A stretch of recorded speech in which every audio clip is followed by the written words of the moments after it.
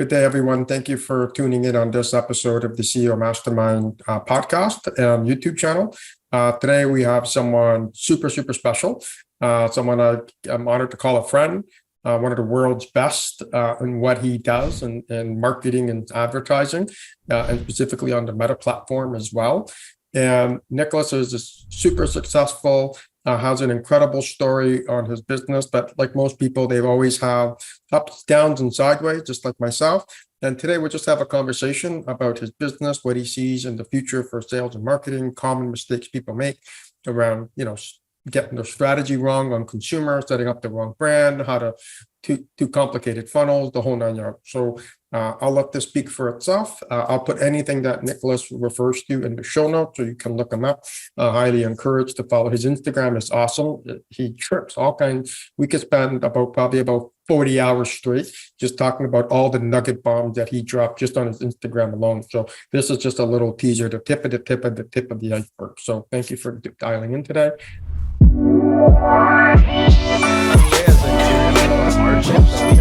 There's no cell phones, there's no internet. I'm going to take it easy. I'm not going to push myself. I don't believe they can do it.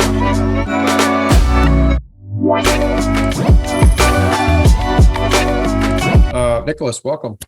Thank you. I'm excited to have this conversation and excited to see where it goes. Yeah, for sure. So just for the audience purpose, you may or may not know you.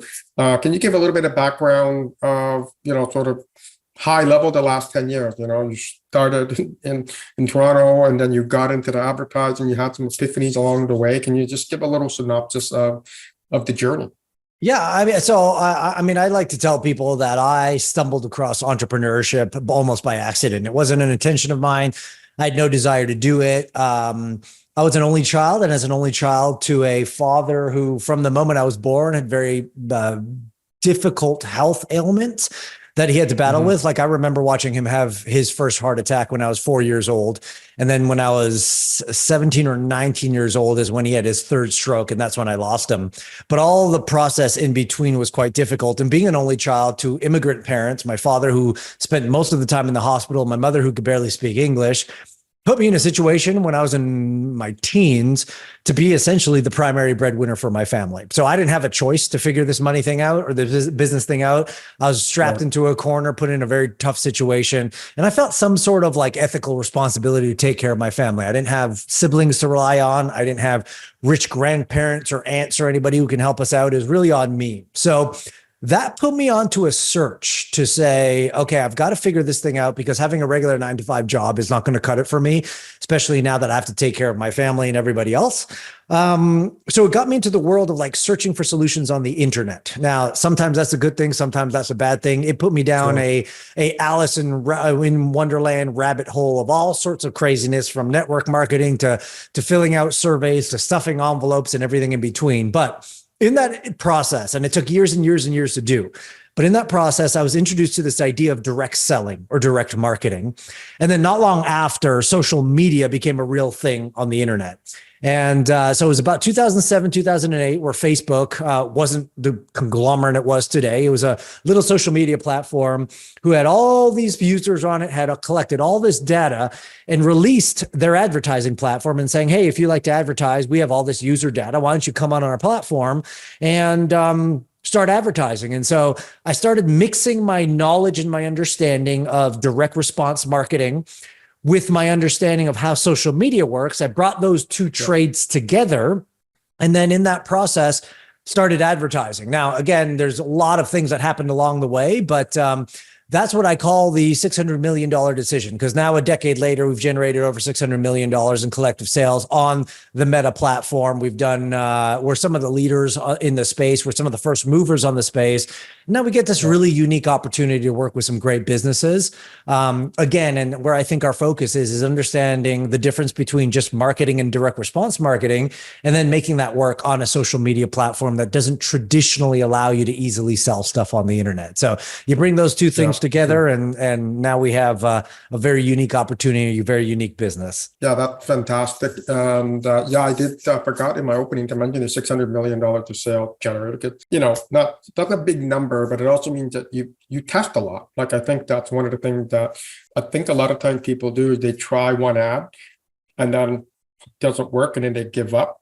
And maybe sometimes one ad works, but I would bet most of the times it doesn't. Like, what are some of the mistakes that people have a belief system about the Facebook platform? Because one of the beliefs I used to see is, oh, I'll do an ad. Oh, shuck, doesn't work. You know what? Let me test 2 versions and then it works. But actually, I don't think the truth is that for the vast majority of people. So what's been your experience around how people advertise on it and what it actually takes and what are the common pitfalls? Yeah, I mean, that's such a loaded question. And that's something we can go in many different directions for. But I think some of the common mistakes on a high fundamental level, like on a high level, is you have to. So here's the thing. If I were to say Amazon, if I were to say eBay, if I were to say like Kijiji or one of these types of platforms, immediately you think of a commerce-driven platform. When someone goes onto Amazon, they're not going to research information about anything. They're most likely going there to buy. In fact, that platform has your credit card so that you can push one button and buy something.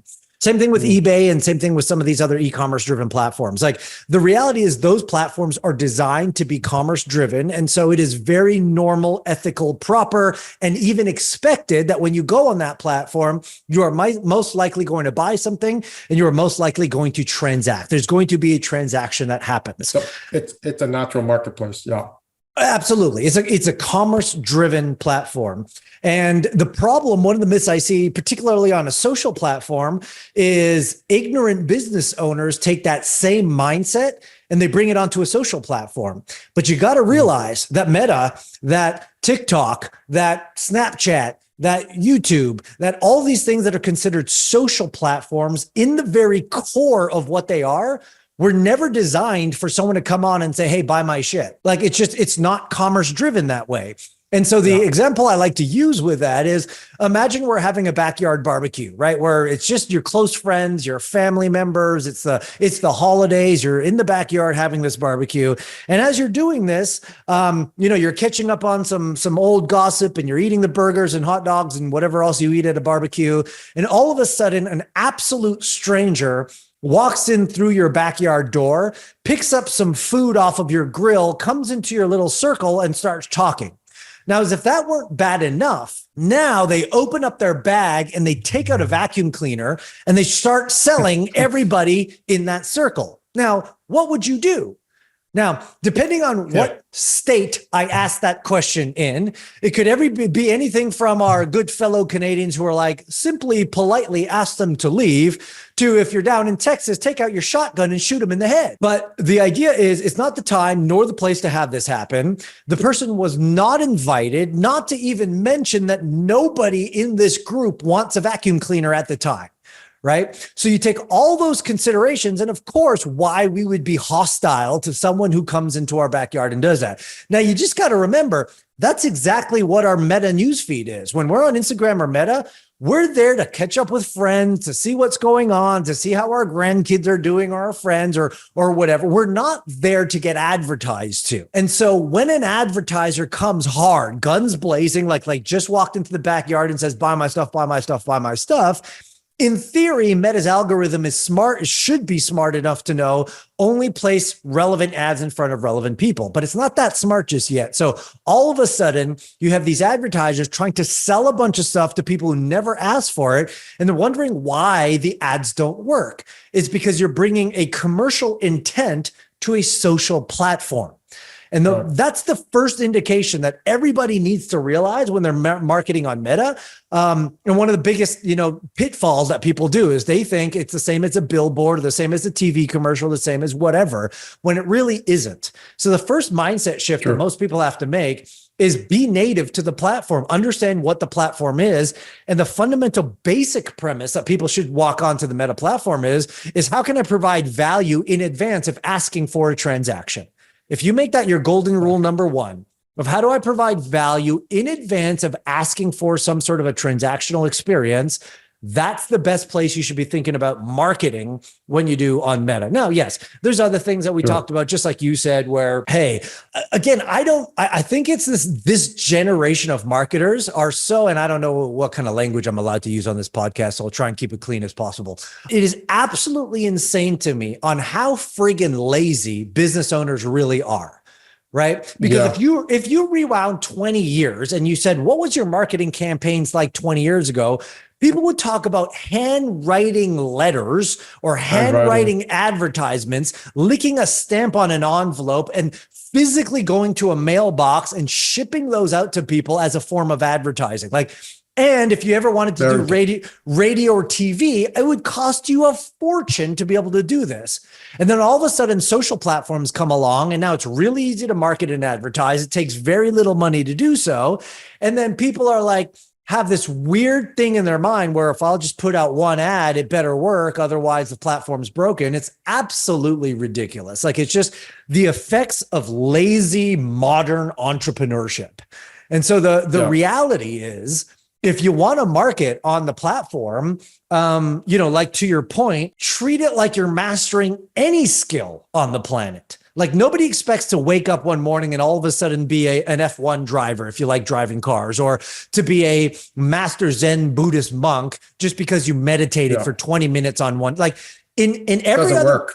Well, and on every other part of life, we understand that to be true. If you want to be good at anything, you've got to put the time, energy, resources, and effort to be good at that craft. And even to be good at it is very different than being an expert or a master at that craft. And yet we as entrepreneurs take this weird idea that, one, I'll start a business and by year one, I should be ultra successful, which is a load of crock. Like, that's not normal. Yeah. But then even if you are and have a successful business after putting in all the time, energy, and effort, then to start marketing and expect, oh, my first ad that I put out, I'm going to write it and it's going to be great. And the information is going to be awesome. And the customers are going to start rolling in. That's not the case either. So, like, again, I know it sounds super elementary and basic, but when it comes to anything, particularly marketing, another myth is the idea that you're going to strike a home run on your very first at bat. And that's not going to happen. There's time, effort, testing, all this stuff. And it's the old saying of, I don't know, I think it's Michael Jordan who might have said, like, I miss 100% of the shots I never take. But it also means he's probably had way more missed shots than he has had successful shots, but he's willing to take them in the first place. So yeah, again, there's so many other things that we could talk about there, but I think those two are some of the fundamental understandings that I think if you just overcome those, you might be, steps ahead from your competition and making it work. Yeah, I think it comes back to I go back to what my university professor said in business school. And he was a marketing prof, and he said, there's really only two things you got to think about, like, know your audience. What do they want? That in its most biggest form is, to your point, on social. And I think, having talked to, at this point, thousands of businesses throughout my corporate career and whatnot, people just expect to cut and paste what they see successful. So what's successful in one industry, well, I'll cut and paste it because I saw some young entrepreneur do X, Y, Z over such a short period. Does that happen? Probably. How often? Extremely little. Most of it is just fake and mirrored. But I think that's the key. I love the nuance around, because the consumer, like, know your audience. When they're in that environment, everything driven by your environment, they're in a social environment. And to your point, when you come in, it's the same thing like with people with me on LinkedIn. I'm a large CEO. Hey, do you got 15 minutes for me to sell you my software development? A, I'm booked out weeks and weeks in advance. B, I don't need software, so I've never talked about software. It's just the same thing, right? People come in so hot, and it's, I think that's the issue. My biggest fear, and I don't know if you have those, is that at some point, it's risen the level of skepticism to a point, like, it's just absolutely crazy that even when you're authentic, everyone got to think twice. I think for the true players, it just means your takeoff, your runway just got that much longer, but you still got to run through it. Unfortunately, the bad actors, like you said, these horrible entrepreneurs that come on there, and I love the passion and the energy, but that really fizzles out quickly because they don't apply to what you're alluding to before. It's just the basics that always work, right? Like, word of mouth is always the most basic thing. You do something really good for someone better than they expected, and it wins. That is something that people often too much fail, is setting a strategy for what they're trying to do. Even back last summer, Alex Hormozi, I don't know if he did that big online thing, and it's like 500,000 people were like, how did he do this? He did it because he had a plan. He knew his audience. He had a book. It took him 2 years to get to this one day for 60 minutes. So he spent 2 years prepping for one 60-minute thing, and everything pivoted around that.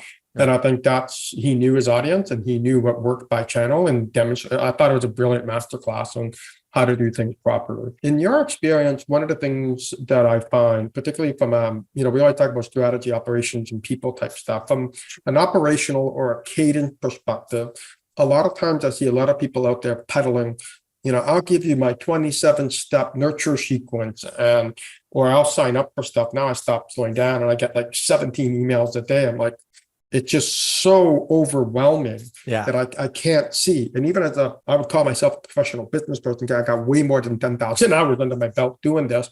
And it's just unbelievable that people actually think that works. Like, we're not going to talk about how this all started and why. I think it kind of started direct selling and the ambition to get rich quick, and people just like put out crazy volume.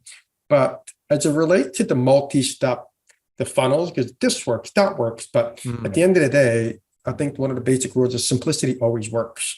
Sure. What have you seen, and what are you seeing working today from the customer journey as it relates to in Meta? Here's my clearest distinction. I don't know why people don't think about this way, because to me, it seems very obvious. And I'll tell you actually how it came about. It came about when I started to recognize that I started to ask myself, like, when was the last time I opted in and registered for a webinar? When was the last time I read an ebook? When was the last time I joined a Facebook group? When was the last time I went through any sort of traditional funnel? And the answer is not in years, not in years. Not only that, but I am very, very turned off and repelled by these types of marketing methods. I mean, a perfect example is I was scrolling through my Instagram newsfeed. I saw this great ad. Like, the guy nailed the video ad so well. And it was for like some sort of like productivity hack. Like, it was, hey, I found this thing you could do that triggers something in your brain almost instantly to be 10 times more productive and blah, blah, blah, blah, blah. And honestly, the video ad was legend. And I made up a deal in my mind that said, if this thing was $3,000 or less, I would go to the page and buy it, no questions asked, because I'm interested. So I click on the ad, and of course, what happens? He takes me to a webinar registration page. And I basically, in my own mind, flipped him the bird and said, no, thanks, I'm not interested. And he lost what could have been a potential $3,500 sale because he gated me with a webinar. Now, I'm the type of person who spends a ridiculous untold amounts of money, probably unnecessarily, on a whole bunch of things, whether it's, I spend over 100 or 150 grand on my health every year. I am part of business masterminds and trainings. Again, I'm a person who doesn't blink at the cost, but I want to make sure that what I'm investing in is going to give me value. And so when I looked at my own buying behavior, I said, well, surely there are people like me out there who don't like funnels, who buy quickly, who have more money than they do time, who respects time more than they do money. And so a traditional marketing funnel process is something that takes away my time, which is my most valuable asset. And so based on all this, I started to think, okay, let's do an analysis of what's true about prospects today. And here's some of the conclusions I found. Conclusion number one is that there are two types of prospects. Prospect number one is someone that I would call an information seeker. This is someone who says, I'm not ready to buy yet. I know I don't really have a problem, but I like hoarding and gathering information so that when I do have a problem, whatever that may be, I have all the cards out on the playing field so I know which one I want to do. And these are people who love to opt into funnels and love to attend the next training. And they'll sit on Harmozy's 60-minute training, and they'll sit on the next webinar. They'll read the next book that someone else comes out with because they are information gatherers. Now, that is not a bad thing. But the main problem that I see with that is twofold. One, those people don't usually convert and buy right away. They are slow buyers. It takes them a lot of time. Yeah. And again, there's nothing wrong with that. Let's just call it for what it is. The second problem I identified with that category is that for whatever reason, the entire marketing industry, particularly online, the online marketing industry, gears 100% of their customer acquisition systems around that prospect. And they use terms like customer journey, or they use terms like funnel, or they use terms like nurture, because the belief, in my case, it's a myth, but the belief is that customers and clients or prospects need to be nurtured over time before making a transactional decision. Now, that sounds all nice and dandy on paper, but I am evidence that that is not true. I don't need to be nurtured over time to make a purchase. I just need to be presented with an opportunity that solves a problem.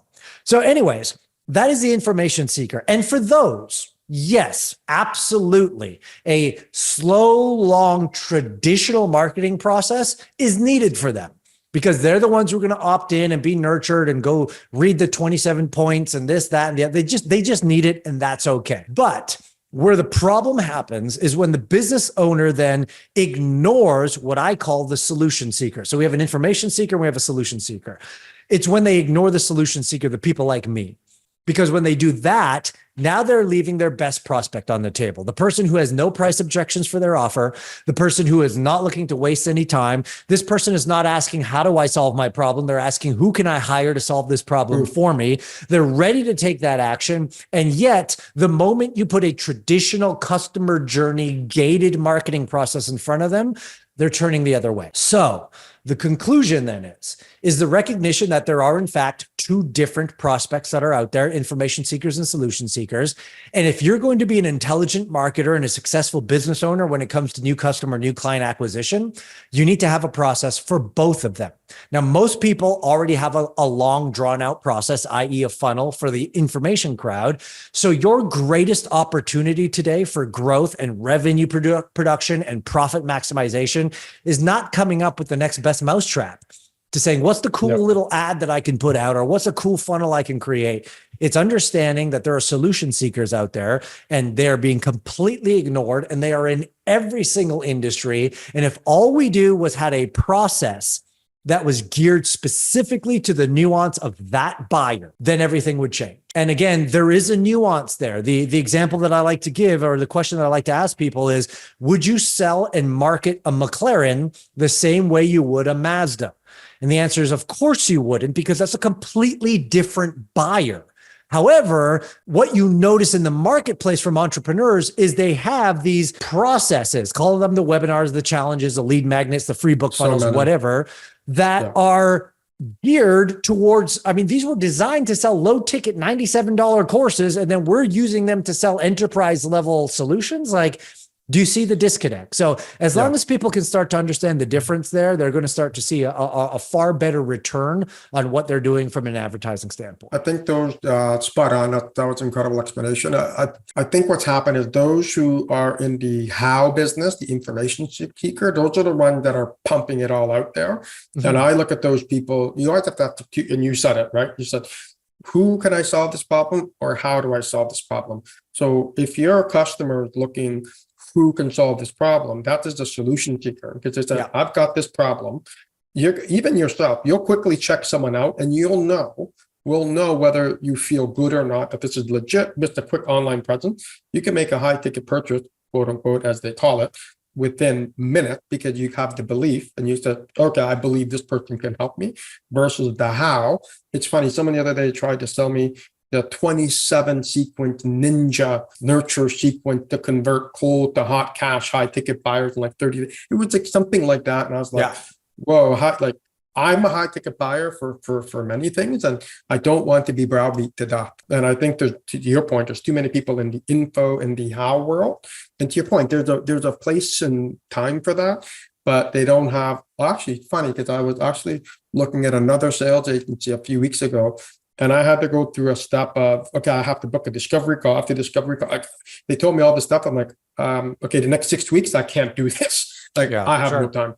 And I just popped off. And meanwhile, they could have been working on something for me, rather than now, by the time I get to it, I'm going to forget them. Yeah. Right? And it's true. And here's the deal. Like, if you sell low ticket information courses and that's your business, then that's the process you should use. Absolutely. That's the flow for that. Yeah. Yeah. But if you sell, what I deem as a premium service, so something higher ticket, an enterprise level solution, if you do coaching software, not even software, but like coaching, agency services, consulting services, like anything that has real value where you actually do the work or coach the client through to a result, then there's no need to lead with how-to information, because your ideal client is looking to hire someone, i.e. you, to solve the issue. They're not looking to hire someone to teach them how to do it. So that's where I think it's really backwards. And I think it's funny where these people who are selling high ticket, high touch, white glove type services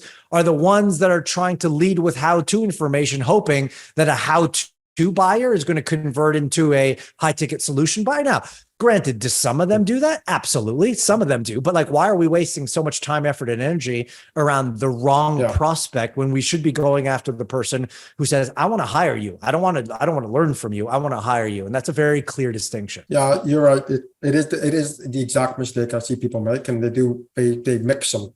Like, when was the last time you got into a McKinsey consulting funnel? They don't have one. It just doesn't happen, right? Like, it's high ticket. They put out base content. You know, they're the best. They focused on their brand, which is another piece when you talk about your client acquisition. In your experience, or even in that particular instance of yours, because I'm a brand guy, so I do believe in having a strong brand in terms of what are your values, what you stand for. What are you seeing from a brand? Are you seeing people getting more dilutive on what they stand for? Are you finding people taking more of a stand? I find most people get it wrong. And they take years to figure it out, and that's okay. But what do you see on the brand side and the brand values? Do you think people lead with that under marketing enough? It's an interesting question. So I think and this is just my personal opinion. And so, like, for whoever's listening, take it for what it is.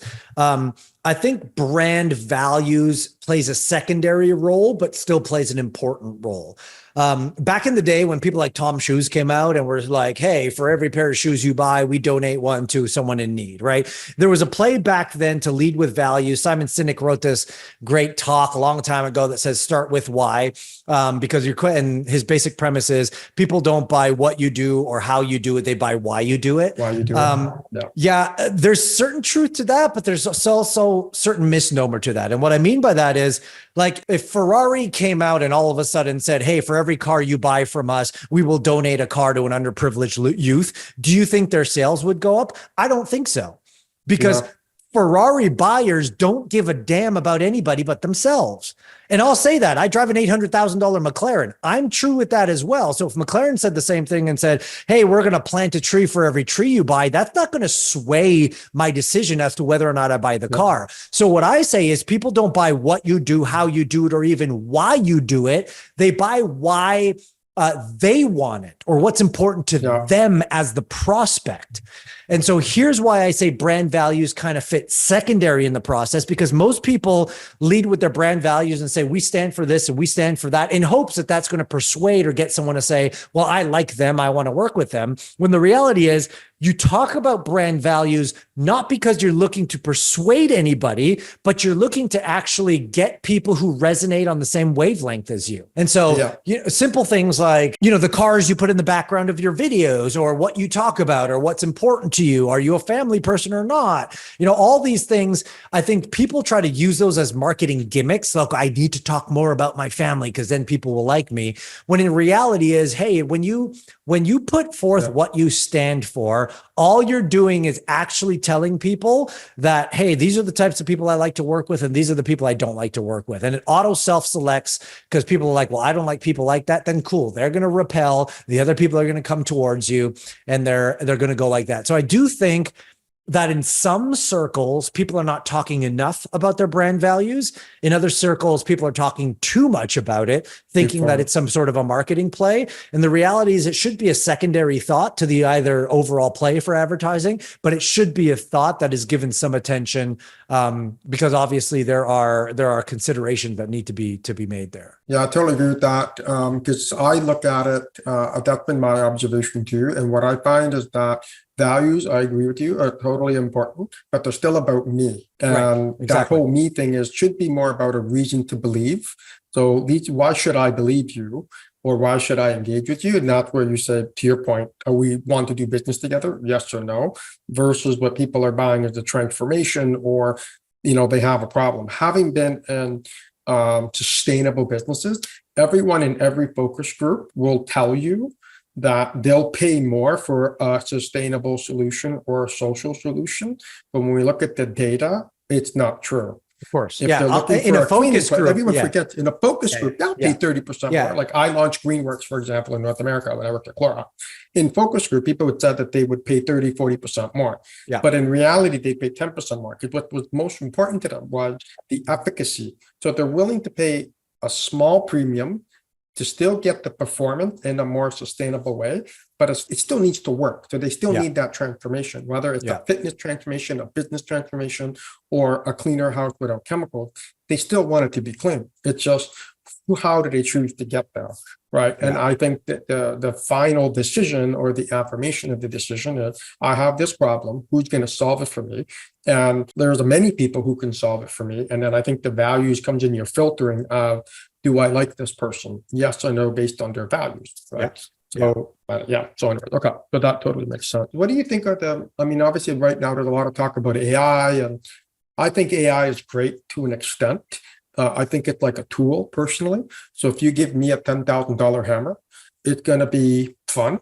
I might hack around the house a little bit, but I'm not a carpenter, right? And so if you give it to my cousin or who is a carpenter, and give him a $10,000 hammer, he's going to bang up a house faster. He's going to have less injury. He's not going to miss more. He or she, depending what tool you talk, will use it better. Sure. As it relates to Meta and because of the data and this concept of AI, I think there's still a lot of noise around ethics around using things and cookies were going to kill Facebook advertising, but it didn't. Like around the technical side and using AI, like from your view, what are you seeing or what do you think will happen just from your own experience? Because different people have different experiences with it and have different perspectives on AI.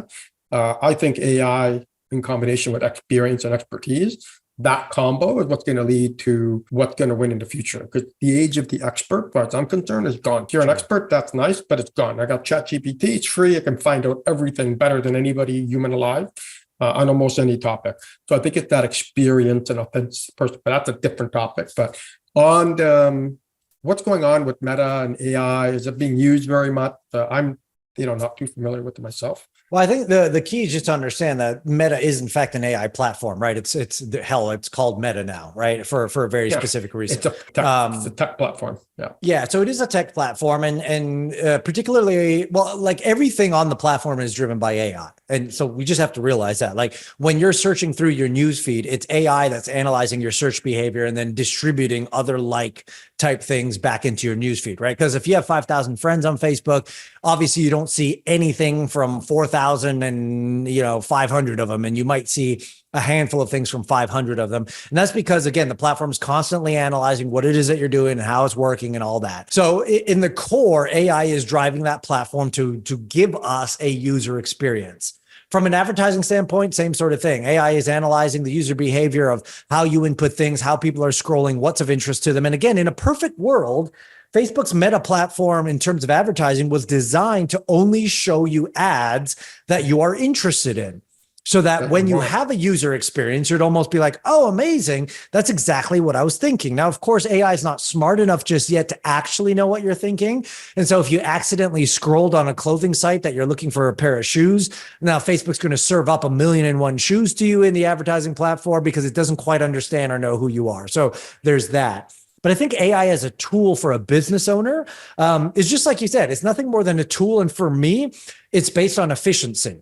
AI has not replaced my copywriters because it's not smart enough to replace my copywriters. Right. AI has not replaced my HR because it's not smart enough. AI is not replaced anybody. But what it's done is, for those who know what they're doing, is 4, 5, 6, 10x their capability and their efficiency on the platforms. So my copywriter, rather than spending 3 hours on something, can now spend 1 hour in something with the help of AI. Our HR person or our accountant or people who are working in the various parts of our business are working far less on the actual task at hand because AI is supporting their endeavors. So will we get to a day where there are robots who completely replace humans? Probably, and we're seeing that across the board in certain industries. I don't think we're quite there yet, but I think the perspective that people have to have on AI is how can we use AI tools to make the things that we do more efficient? There was this scare back in the day with something like ChatGPT. Oh, ChatGPT is going to replace all the copywriters and everybody who writes any sort of copy for any industry is done. No, AI sucks at writing copy. It sounds like a robot. But who's capitalized? Who capitalizes on that?